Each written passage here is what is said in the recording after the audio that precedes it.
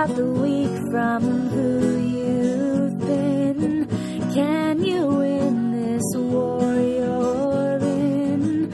Is your point laborious, or will you rise victorious? So take it or break it. Take it or break it. Take it or break it.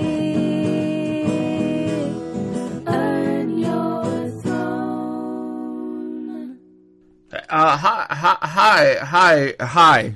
It's Big Corbs here with take it with the take it or break it. Let's call it an extra.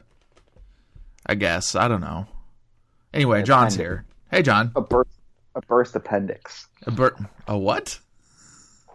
An appendix. A burst appendix, perhaps. Like, because it's unnecessary? I don't think it's necessary for us to talk about the Joker film. No, probably not. But people like John, and I like John. And, right. I saw the movie. It's nice to have John on. And I think as people who have at one time or another created content for money, we're actually existentially required to talk about this topic. Yeah, the joke. I'm not even John. I'm not even kidding. Okay. I pitched a Joker thing to 2 different publications. Actually 3, although the third one never got back to me. It was Bon Appetit was the third one. Bon Appetit? Yeah, Bon Appetit, the food You're magazine. going with a food angle on the Joker? There wasn't even a food angle. It was just, just what, you don't want to write about the fucking Joker? I wonder if there is a food anyway. I swear to God, I pitched it to 2 different publications, and they both said, we already have 2 Joker things coming out this week, and I, the editor, am writing one of them. Honestly, I'm not sure that there is any food in the movie. Wow. I can't remember there being a single moment of food. I remember there was a moment in a diner, a very brief moment, but I don't. But you don't think there was any food? I don't remember there being any food visible. Yeah, and my idea for the piece was literally like, that the Joker is the think piece messiah. Like you can just write whatever, like you can just put whatever you want to into it. It's a result. It's a result of masterful PR. Basically. Yeah. You know what? You know what? I don't think it's just that. Because here's a comparison that might be overwrought, but it's masterful. It's not. You're right. It's not just that. It's sort of taking advantage of something that was already there. Yes. And just the same way in which a lot of people would be naive to say that Donald Trump ruined America, right? Yeah. When it's like he's taking advantage of what was already there. Yeah. But people have put whatever they want to into the Joker and the Batman ever since Heath Ledger. No, but even I think way before that, because there's such vagary. Like basically anybody who's writing about them ends up putting their ideology into them. You know what I mean? Right. Frank Miller is probably the most notable creator who's done this. Who's like Batman and Joker. I get to do quasi-fascism stuff with them, but because they're not, because they're not characters, they're ciphers. Peter Parker. I can tell you about Peter Parker, and I can tell you things about Peter Parker. You know what I mean? Mm-hmm. Right. It's all ripe for Zack Snyder. Yeah, but I can't really tell you things about Batman. I can tell you rules about Batman, but I can't tell you who the person is. Wants to fuck Catwoman. Look, and you know what? I will say that's the most relatable thing about him. Who doesn't want to fuck Catwoman? Sometimes he does. Depends on the version. Yeah, it depends. Once again, it's whatever, because if you're a person who is frustrated by sex, you might be like, Batman never gets to fuck Catwoman, bah. But if you're a person who is, looking for catharsis and everything, you're like, Batman finally got to bang Catwoman. I have to say, Anne Hathaway's Christopher Nolan Catwoman is devastatingly unmemorable. Yeah, she's not great. Nobody remembers it. Yeah. Nobody remembers that happened. That one doesn't quite work, I think. That Catwoman, at least in part because Nolan isn't willing to be like... Nolan doesn't have the thing in his mind that's like... That like wants to fuck a sexy cat lady. You know what I mean? He doesn't have it. No, he doesn't have it. You know who has it? Who? Tim Burton. Yeah, exactly. And so Tim Burton is like, we got Michelle Pfeiffer, and who doesn't want to fuck a sexy cat lady, baby? Right, exactly. Yeah. There's no kink in the Nolan Batman. No. No. Oh no. I think that I probably like the Nolan Batman's a little more than John, but boy, oh boy, that is not a kinky man. He masturbates with a condom on. Oh yeah, 100%. Yeah, but as I said on Twitter, the cipherous nature, the mysterious, who the fuck is this guy? Where did he come from? Nature of the Joker is an asset, and if you're trying to give him an origin story and zoom in on what he is and how he started, it's much like trying. Yeah, that's one of the best things about the Ledger Joker is that he's like, who the fuck is this guy? Yeah, and he sort of mocks the idea of. You don't actually want that question answered, though. No, of course we don't. And even the Bruce Timm version is also like this. Like, but everybody in the Bruce Timm version is sort of flattened. It's it's ciphers playing out things, but like, and that's why it's the best Batman, because it's the one that takes psychology the least seriously. Anyway, right, but ascribing a origin story to the Joker is much like ascribing midichlorians to the Force or quantifying the Force. Yeah. It's just like don't. Like, it's not that deep. It shouldn't be that deep. No, it's just like a made up concept. Yep. That exists for actors to go bananas on and for bizarre, weird action scenarios. And if you're trying to psychologize if you're like, who is the man who thinks that crime is a joke? Like, yeah, come on. We don't want to do that. No.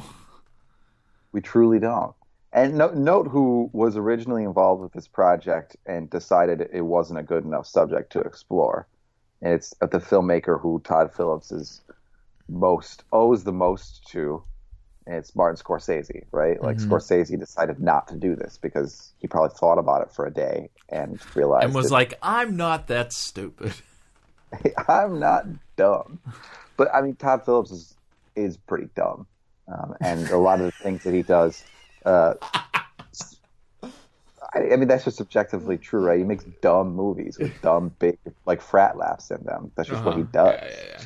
And that's in this movie. He also made the G.G. Allen documentary, but that's a documentary about an extraordinarily dumb man. A great subject for him. Yeah, like G.G. Allen, one of the all-time dumb guys. So let's get this out of the way. Spoilers ahead. I want to make something clear. Corbin's not going to see this movie. You should. I saw it for free, so yeah. Corbin has better things to do this time. But kinda. Yeah. So Corbin hasn't seen Hustlers yet. Corbin wants to see Hustlers. First spoiler. The most gratuitously violent and tense moment of the movie is a moment that Todd Phillips attempts to cut the tension of with midget humor. Here's some midget jokes for you. Mm-hmm. And then there's a moment of transformation where he's like, I'm the Joker now, and he does the now unfortunately iconic dance on the stairs as the Joker. Mm-hmm. And the song that is playing is Rock and Roll Part 2 by Gary Glitter. You know that song? I might need you to hum a few bars. It's well, you know the song. I know the song, but na na na na na na. Hey, na na na na. I'm sorry, the Jock Jam? Yes, the Jock Jam. Okay, yeah. Weird. One of the jokes that my friends and I made after the film was that Todd Phillips' strongest claim to auteurship is that he kept his Jock Jam CD. Yeah. Essentially, it's just inserting Jock Jam. He actually got it on vinyl. So, but at this point, he's turned into the Joker, right? And that's like toward the end of the movie. Mr. J. It's what are you, a Harley Quinn? I swear there was a woman in the theater who was Harley Quinn because she was laughing her ass off in the same way that this character Arthur was at inappropriate times and unfunny, not even trying to be funny times. She was just cackling.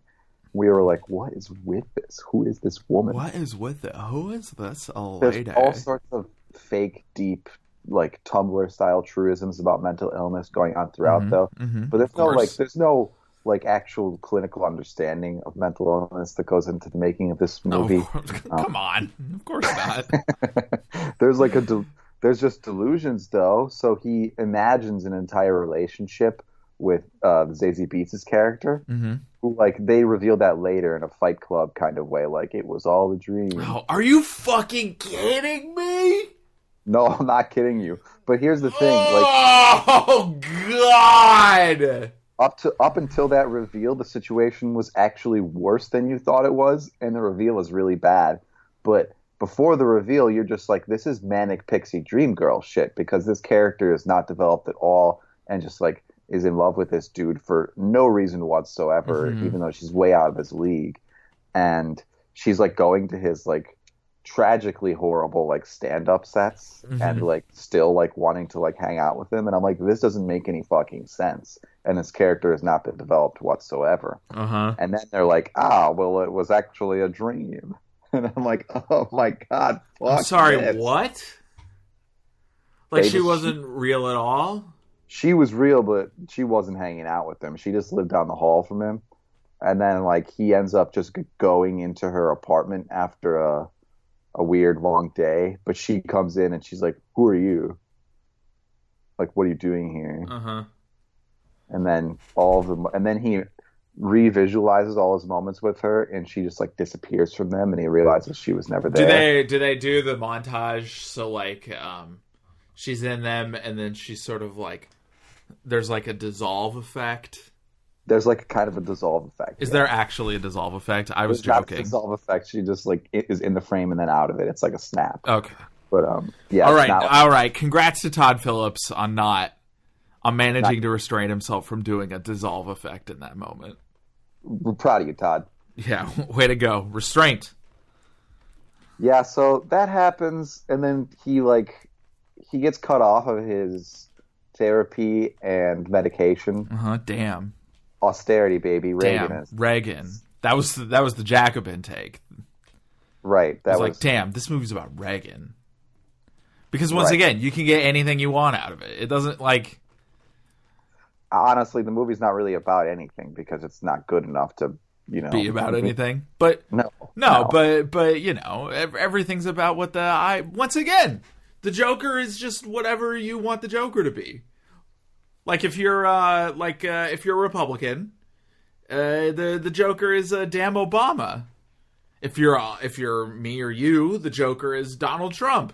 It doesn't matter. The Joker is just whatever. I think of him as a Batman villain primarily. In all honesty, that's his best function. Yeah, it's great. It's a great function. Yeah, trying to get sociological meaning out of him. Yeah. Look, when you're it's been bad, man. Somebody, I think it was Matt Grody. I apologize if it wasn't Matt Grody. Tweeted everybody who puts psychology into this is being stupid because the Joker is a man who fell into a vat of chemicals and became crazy for crime. Yeah, I mean that's yep. Yep. That's usually his origin story, is that he fell in a vat of chemicals. In my opinion, he's best with no origin story. But you know what? Even like he fell into chemicals, like at least that explains the skin tone. Yeah. Anyway, and now he's like a wacky guy. Ooh, I love crime. What was I going to explain about this movie? Something really dumb. Like, there's an episode of the Batman animated series where he introduces a chemical into Gotham's water supply that makes all the fish have weird Joker faces. I love that episode. And then he tries to patent the fishes so that he can make money off of it. By the way, I want to posit that the movie made from Batman the Animated Series, Mask of the Phantasm, is actually the capstone of the Batman canon. It closed at that point. Okay. Batman canon closed in 1993. Okay, cool. Great. Good to know. So anything that goes on afterwards is not canon. That does include the Christopher Nolan movies. Mm-hmm. No, yeah. Well, no, the Christopher Nolan movies are certainly not canon. I don't consider them canon at all. No kink whatsoever. You got to con them on top of... You know they're fan fiction. Let's just say it. Agreed. Yeah. Fan fiction written by David Frum. All right, that's a little cold. Well, I think it's the correct temperature. Okay. Yeah.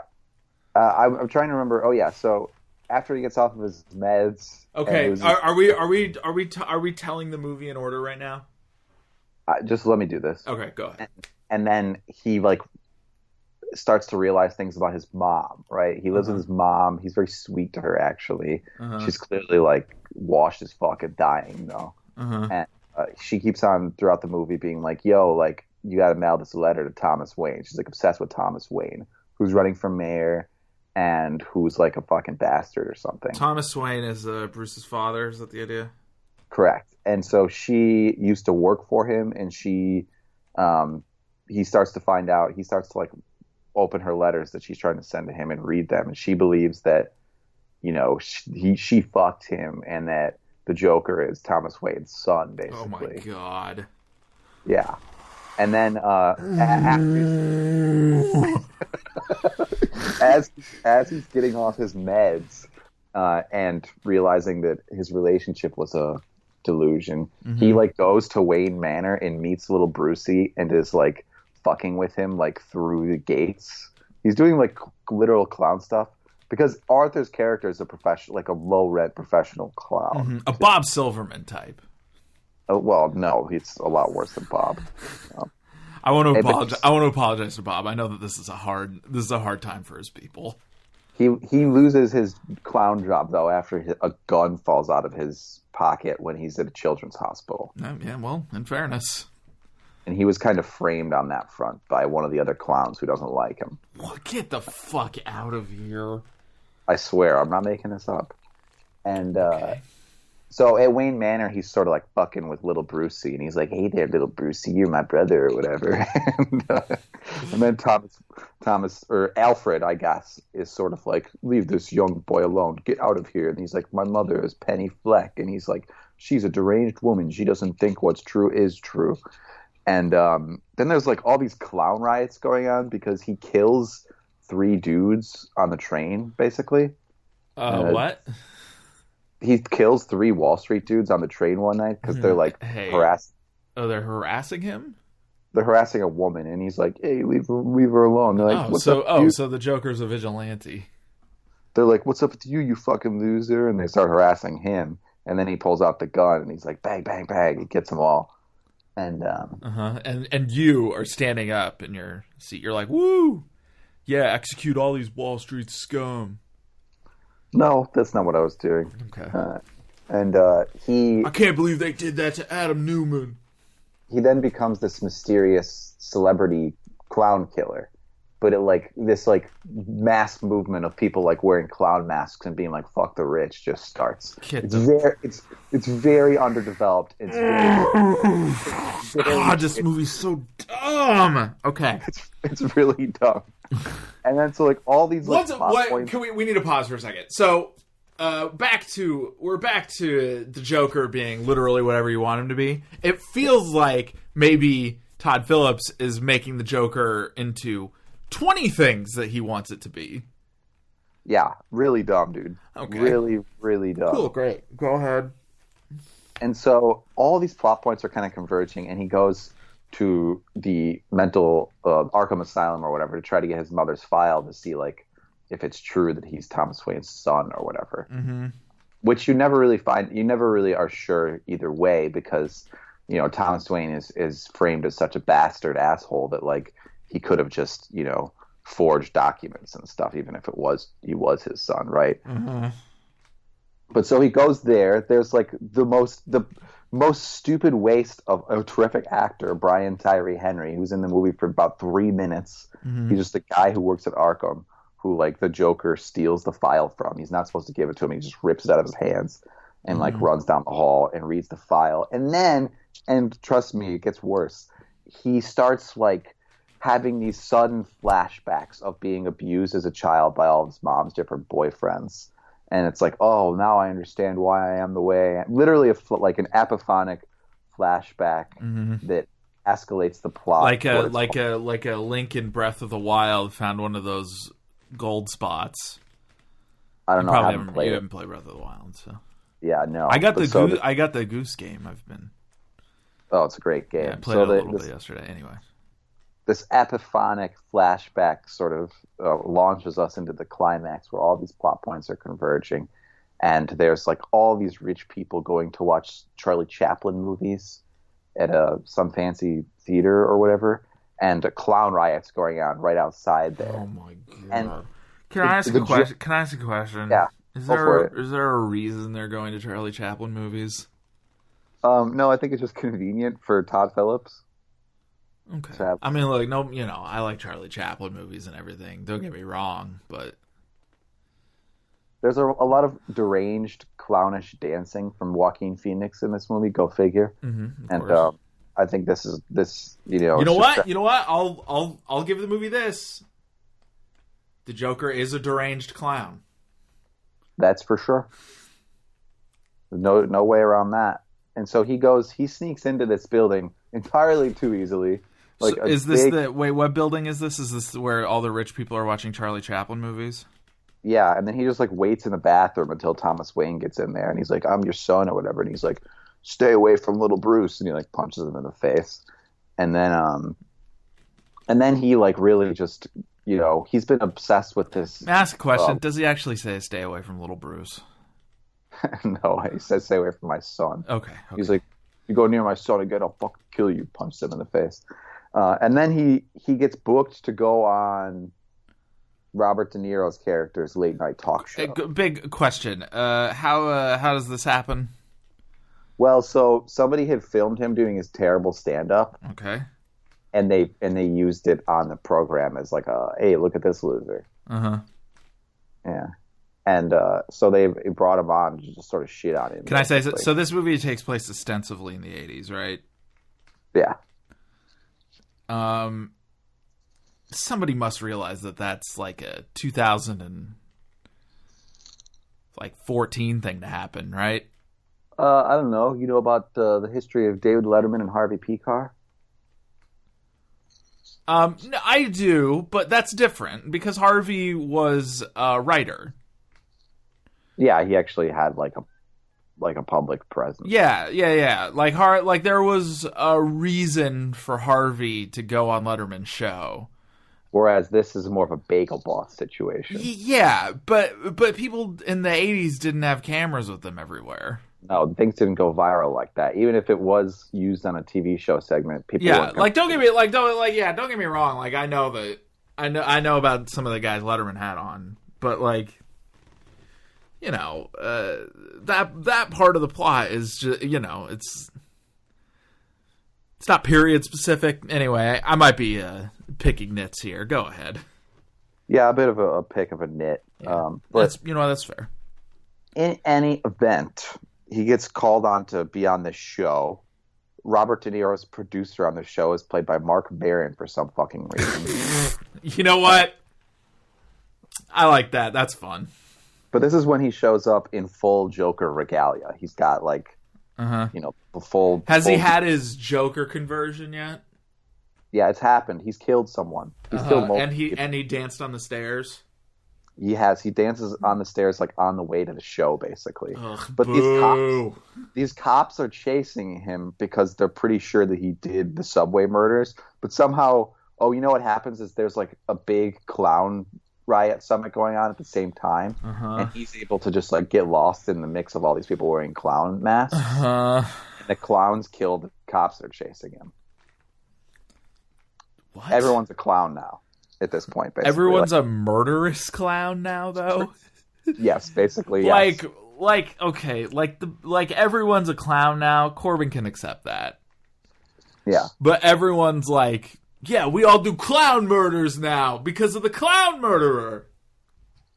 Right. That's pretty much what's going on. Yeah. Well, hey, Corbin, well stated. Mm-hmm. Okay.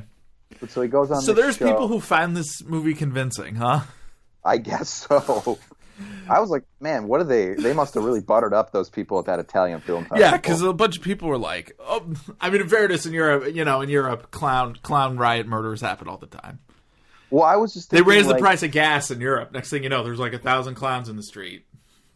People in Europe are very fascinated in America in a way that is often off the mark. I think. Like stupid, like dumb. Yeah.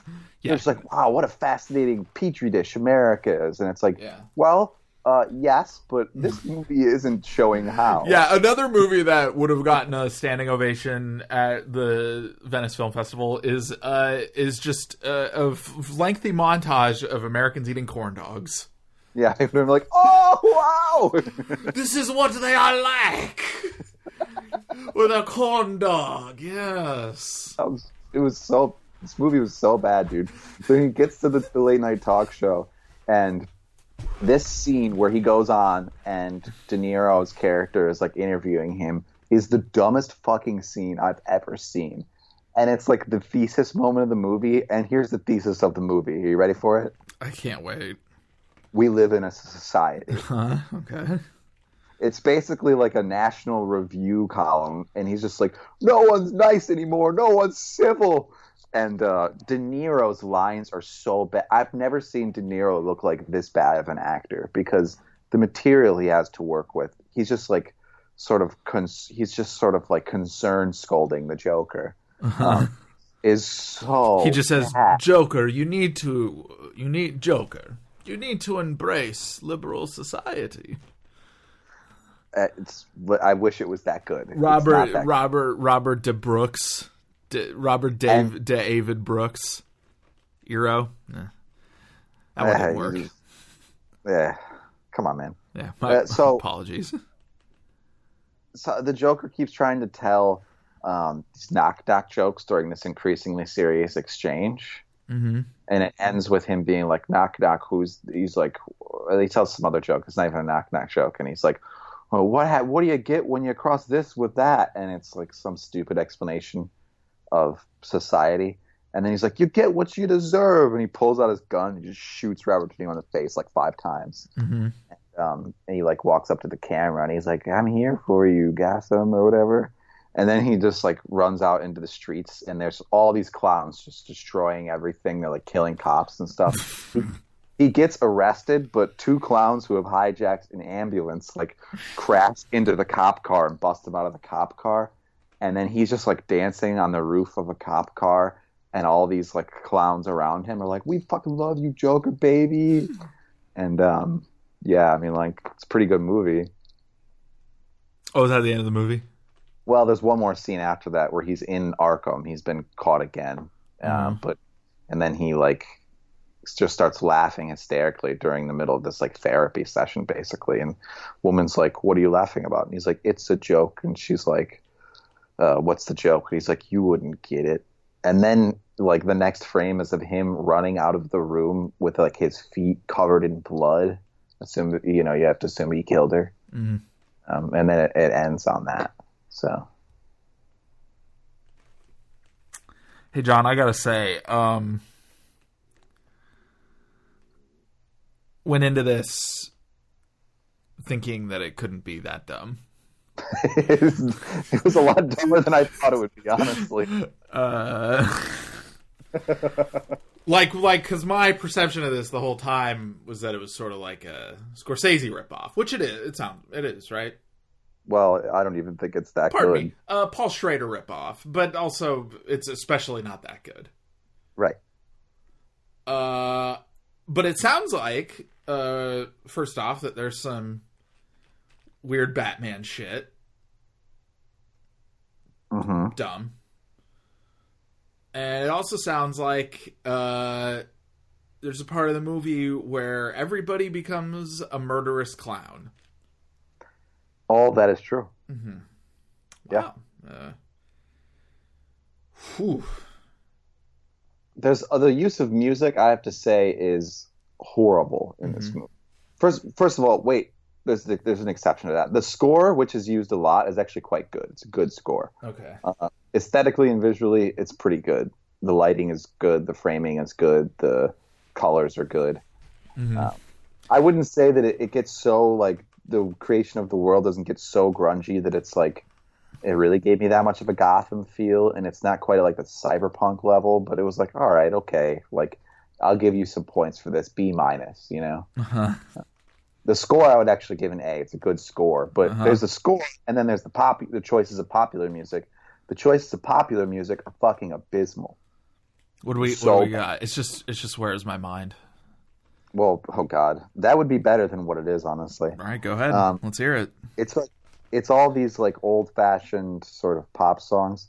The one that is the most egregious is probably "That's Life," you know, by Frank Sinatra, or is it even Frank Sinatra? I don't know. The one that's like "That's life, that's life." You know that fucking song. Sure. Yeah.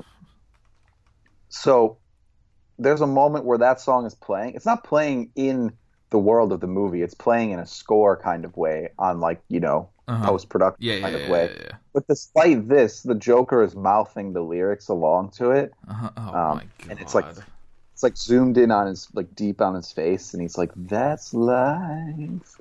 And this is when he's really cracking too, and I'm like why? What? Like, this is so dumb. It's terrible. At what point in the movie does he say, "I used to think my life was a tragedy, but it turns out it's a comedy"? Oh, that was right before he kills his mom. Oh, I forgot he kills his mom. I forgot to mention that. His mom ends up in the hospital because she has some stroke or something. And then he goes there and tells her that he remembers her old boyfriends abusing him. Suddenly, he just remembers this. Oh, my God. Oh, my God. And then he's like, "My life is a comedy," and he stuffs her out with a pillow. Yeah. Yeah, so what do we got here? We got "Dream a Little Dream of Me." We got "Put on a Happy Face," Tony Bennett. "Smile" by Nat King Cole. Are you fucking kidding me?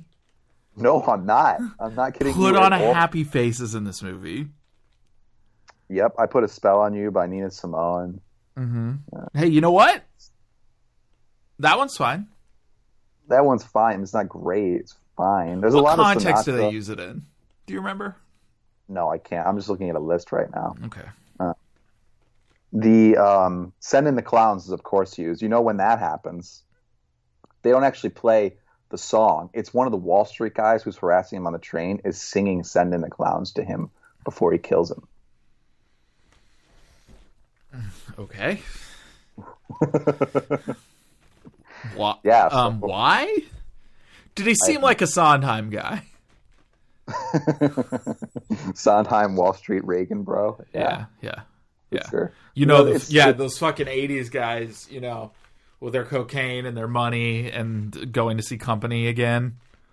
They're fucking Sondheim, dude. They couldn't get over it. They love Saturday in the Park with George. Honestly, if Todd Phillips was really going for historical accuracy, probably would have been more like Cats guys.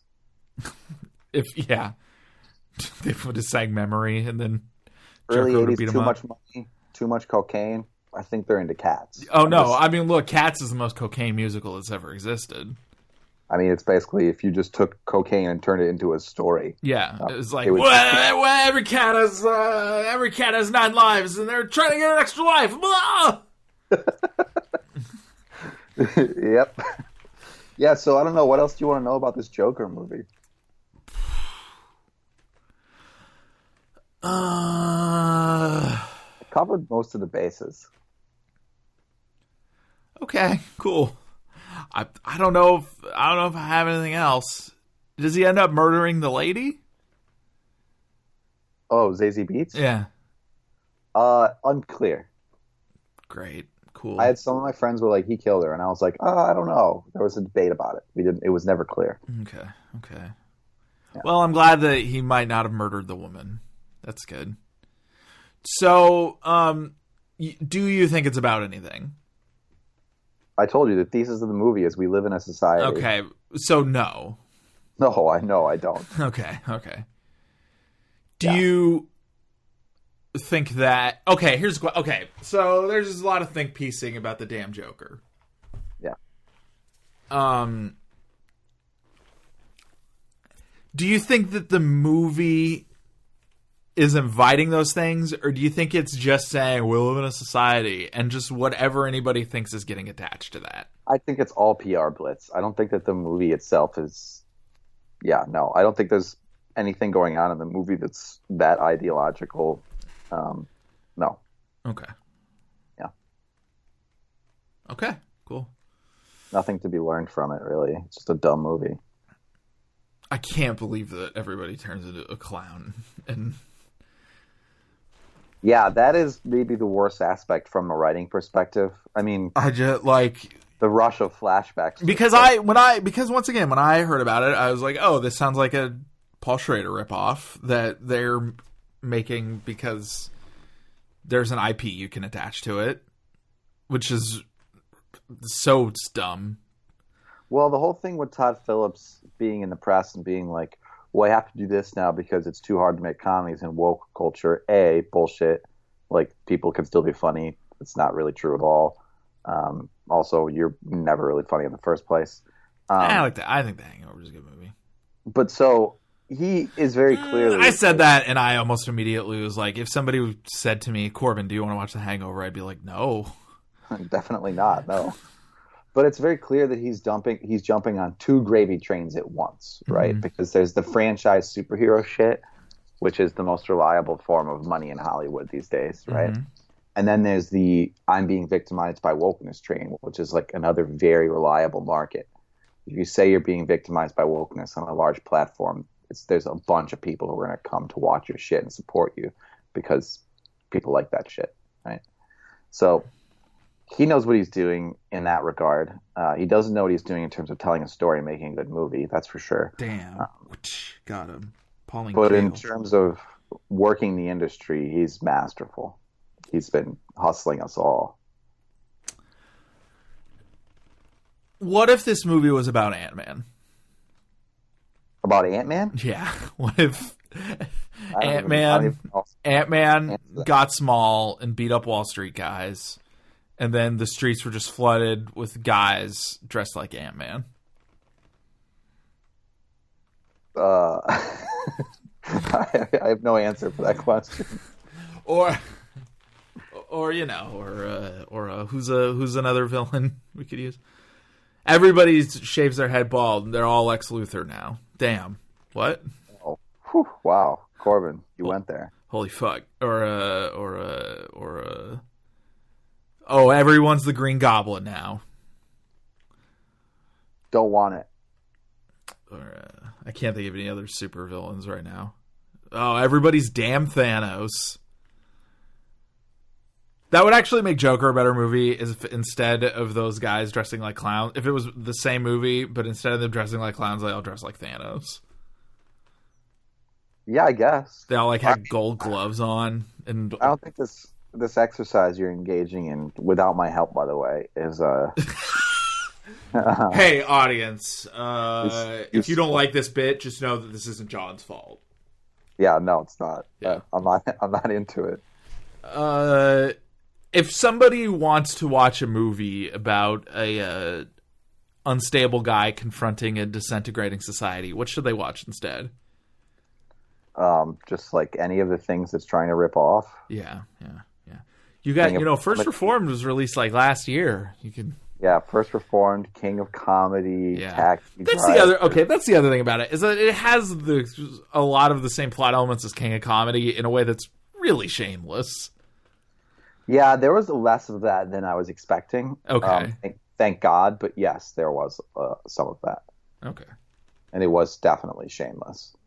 And De Niro clearly is just cashing the check, man. Yeah. God bless him. Yeah. You can't really fault him for it at the end of the day. He's done a lot for us. He deserves to make some shitty movies and get paid for it. Mm-hmm. I am excited to go see The Irishman. Matt, I am too. But Matt, speaking of, and Hustlers and Ad Astra, there's so many better movies I want to go see. Yeah, I know. Is this worth Phoenix's time at all? No. But I don't think that he's that smart about his roles. I mean, he's obviously had some really good ones, but if you look at his full list, it's not like every movie he's in.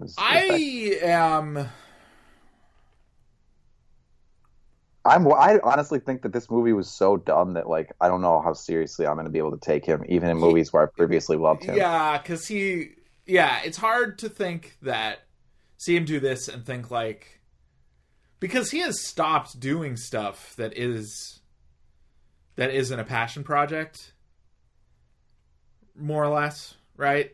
Right, yeah, he hasn't done this. I mean, it begs the question, does he care about this? Does he think this is a great project? And if he does think this is a good idea, it's almost like, everything I've thought he was good in before comes into question now. We have to reevaluate. Although, if I'm being honest with you, I think he's the worst part of The Master. You heard it here first. Bad take by Corbin. I don't know. I haven't seen it recently, but I do love that movie. So I don't. Yeah, I think it's hard to see it. I think that Hoffman is plainly a better actor than he is in that movie. They're just playing such different roles. Yeah, that's true.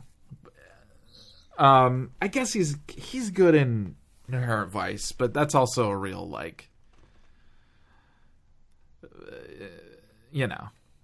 No, I don't know. I have no idea what you're trying to say. What am I trying to say?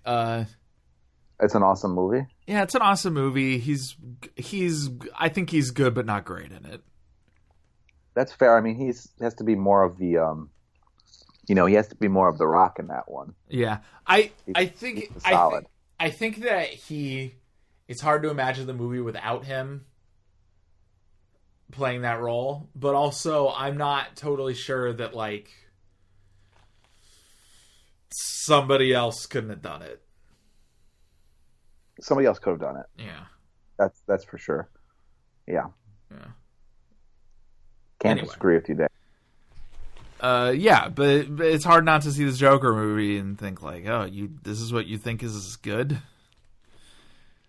I can't fucking believe that there's a Joker riot. Okay. It's real dumb. I kind of knew some of the stuff going in because I read summaries of the leaked script. Uh-huh. There are definitely some things they changed from that leaked script, but the stupidity in the summaries that I read remains intact. They maintained that element of screen. You gotta admire them for executing the writer's stupid ass vision. They sure did. Yeah. They really did. Yeah. When he's taunting the little Batman boy. Yeah, little Brucey. Are there any bat motifs at all, or? No, there are no bat motifs. He does stick his fingers in the kid's mouth and arch his mouth up into a smile. Okay. That occurs for sure. Cool. Yeah. So are they gonna make a sequel or what? What's going on? God, I hope that this is a one-off so badly. I cannot do another one of these. And you'd have to. You'd be forced to. Yeah, I would be forced to. Yeah. All right. Hey, good talk. Yeah, good talk. I'll be back soon. We're gonna do our. We're gonna do our yearly. Jersey number semiotics seminar. John, look. John's not gonna be on every week. No, but I'll be back. No, but this is okay. This is how the show is going to operate. I'm going to continue doing the show as the game show, or as some manifestation of that, every week. Sometimes, 2-3 weeks or so, John is going to be on. And those will come out on Monday. Or those will come out earlier in the week. This one's going to come out today, because why not? But there's no reason not to. The movie's out now. Yeah. And so, that's what's going to happen. We also might do some politics ones in that slot. So, yeah. Just trying to do it less, Do it less. Been doing it less. Gonna keep doing it less. But it's a pleasure to talk to John, as always. It's great to talk to you, and I'll talk to you in a couple of weeks or whenever we do the thing. We'll talk to you in a couple of weeks or whenever we do the thing. Thanks for listening. Rate and review the show on iTunes. I have a newsletter. It's called Bad Photojournalism. You can find it at badphotojournalism.substack.com. Got anything right now, John? Just finishing up the book with Mouse House Books. So you can get that pretty soon. Not sure when. Pretty soon. And everybody have a wonderful day.